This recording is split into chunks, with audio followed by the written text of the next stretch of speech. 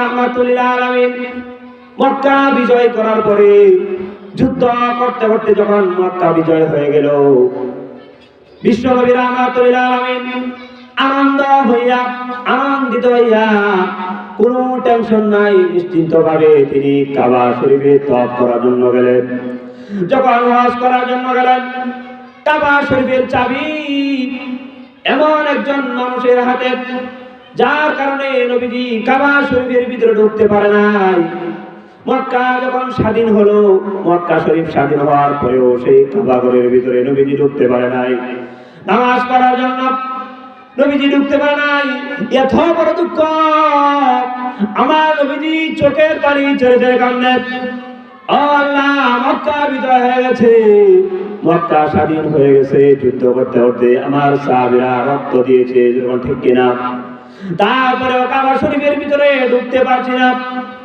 আল্লাহ পাক রব্বুল আলামিন 5 নম্বর 8 নম্বর পৃষ্ঠার সূরা নিসার 58 নম্বর আয়াত আল্লাহ তাআলা নাযিল করে জিবরাইলের মাধ্যমে জিবরাইলকে ডাক দিয়ে বললেন, জিবরাইল রে, তাড়াতাড়ি যাও, আমার নবী আখির জামানার পয়গম্বর রাহমাতুল লিল আলামিনকে আয়াতটা তাড়াতাড়ি নিয়ে যাও। নবীজি বললেন, ইন্নাল্লাহা ইয়া'মুরুকুম আন তু'আদ্দুল আমানাতি ইলা আহলিহা। জিবরাইল বললেন, ও নবীজি, এই আয়াতটা আপনি যার হাতে মক্কা শরীফের চাবি, কাবা শরীফের বাইতুল্লাহর চাবি যে মুশরিকের হাতে, এই মুশরিককে আপনি আয়াতটা শোনায় দেন। কারণ এই পৃথিবীতে এই রজনীতে যে কাবা শরীফ মক্কা শরীফ বিজয় হয়েছে, এই মক্কা শরীফের চাবির একমাত্র উপযুক্ত আপনি নবীজি। জোরে বলেন ঠিক কিনা? আমার মুসলমান ভাইরা, সারা পৃথিবীতে সবচেয়ে বড় মসজিদ হলো বাইতুল্লাহ। সর্বপ্রথম সেই বাইতুল্লাহর উপরে সিদরাতুল মুনতাহা পাড়ি, আর সে মহল্লার মধ্যে তাফসীরে কিতাবে এসেছে বাইতুল মামুর রয়েছে। কাবা শরীফের উপরে সরাসরি উপরে বাইতুল মামুর রয়েছে। এই বাইতুল মামুরে সাধারণ মানুষ যাইতে পারে না। যখন ঠিক কিনা? আপনি যতই চেষ্টা করেন যেতে পারবেন না। মক্কা শরীফ যেতে পারবেন, মদিনা শরীফ যেতে পারবেন, বাইতুল মুকাররম যেতে পারবেন, যখন ঠিক কিনা, ফিলিস্তিন যেতে পারবেন, কিন্তু বাইতুল মামুরে যেতে পারবেন না। তাফসীরের কিতাবের মধ্যে এসেছে বাইতুল মামুরের মধ্যে আল্লাহ পাক রব্বুল আলামিন এমন ফেরেশতা তৈরি করে রেখেছেন, একদল ফেরেশতা সকাল বেলায় সিজদা দিয়ে যখন চলে যায়, সেই বাইতুল মামুরে দ্বিতীয়বার সিজদা দেওয়ার জন্য আসতে পারে না, আর সিরিয়াল পায় না। এভাবেই চলছে, রাত্রি দিনে চলছে, সিজদায় চলছে। কিন্তু দুঃখ আর আফসোস হলো বাইতুল মামুর নাই। আমাদের মসজিদের পাশে মসজিদ রয়েছে, সেই মসজিদে আমরা সিজদা দিতে যাই না।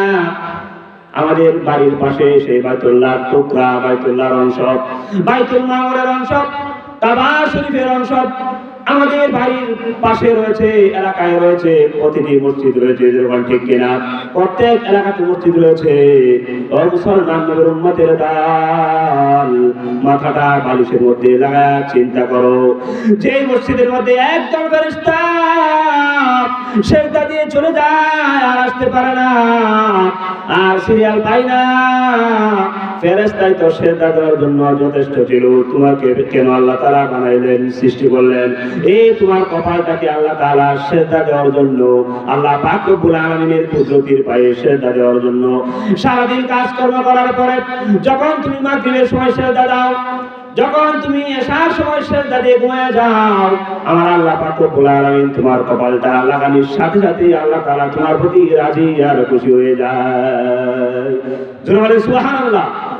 আমার মুসলমান ভাইরা, বলতেছিলাম বাইতুল্লাহর চাবি ছিল উসমান ইবনে আবি তালহা রাদিয়াল্লাহু তাআলা আনহু, তার কাছে চাবি।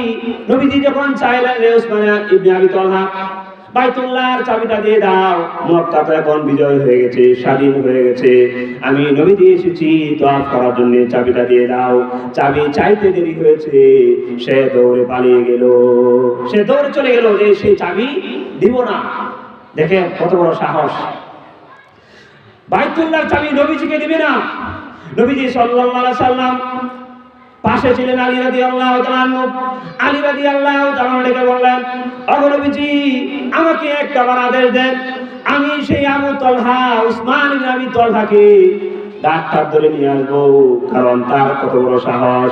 এই কাবা শরীফ এর দায়িত্ব আপনি নবীকে আল্লাহ তাআলা দিয়েছেন, এই চাবি যোগ্য একমাত্র আপনি।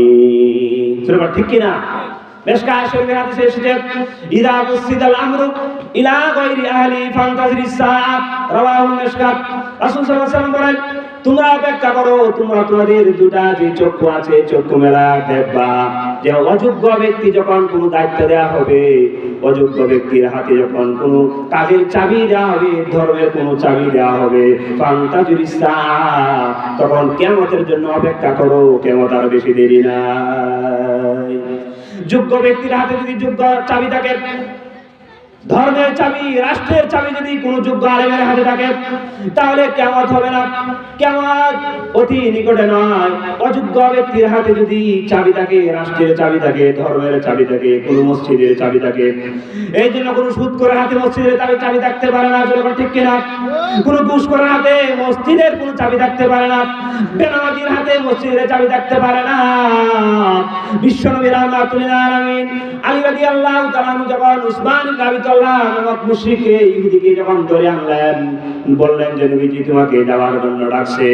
নবীর কাছে আসার পরে নবীজি বললেন, হে উসমান ইবনে আবি তালহা, আল্লাহ তাআলা আয়াত নাযিল করেছেন, ইন্নাল্লাহা ইয়ামুরুকুম আন তুআদ্দুল আমানাতি ইলা আহলিহা। এই আয়াতটা পড়ার সাথে সাথে তারা আরবি অর্থটা বুঝে নিল, বোঝার সাথে সাথে তার এই চাবিটা বাইতুল্লাহর চাবি নবীজির হাতে বুঝায়া দিয়েছে। সুবহানাল্লাহ, সুবহানাল্লাহ। আমার মুসলমান ভাইরা, নবীজির উদ্দেশ্য ছিল চাবি নেওয়া নয়, নবীজির উদ্দেশ্য ছিল একটা বেনামাজিকে নামাজি বানানো, ইহুদিকে মুসলমান বানানো। একজন মুশরিক, যে মুশরিক উলঙ্গ হয়ে তাওয়াফ করে, পীরের সামনে মাথা নত করে, যেমন ঠিক কিনা, অন্যের সামনে মাথা নত করে, গায়বুল্লাহকে বিশ্বাস করে, আল্লাহ ছাড়া কাউকে বিশ্বাস করা যাবে না, এটা বুঝায় দেওয়ার একমাত্র উদ্দেশ্য ছিল বিশ্বনবী রাহমাতুল্লিল আলামিনের। আমার নবীর এই উদ্দেশ্য ছিল। এই জন্য যখন সে চাবি দিয়েছে, এক দিক দিয়া নবীজিকে চাবি দিয়ে দিল, অপর দিক দিয়া সে সাথে সাথে মুসলমান হয়ে গেল। সুবহানাল্লাহ। মুসলমান হইতে দেরি হয়েছে। উসমান ইবনে আবি তালহা যখন কালিমা পড়ে তাৎক্ষণিক মুসলমান হয়ে গেল, আখির জামানার পয়গম্বর রাহমাতুল লিল আলামিন সাথে সাথে ডেকে বললেন, রে উসমান ইবনে আবি তালহা, আয় এই ধরো বাইতুল্লাহর চাবি, আমি নিতে আসি নাই, তোমার কাছে আবার হস্তান্তর করে দিলাম। সুবহানাল্লাহ। আমার মুসলমান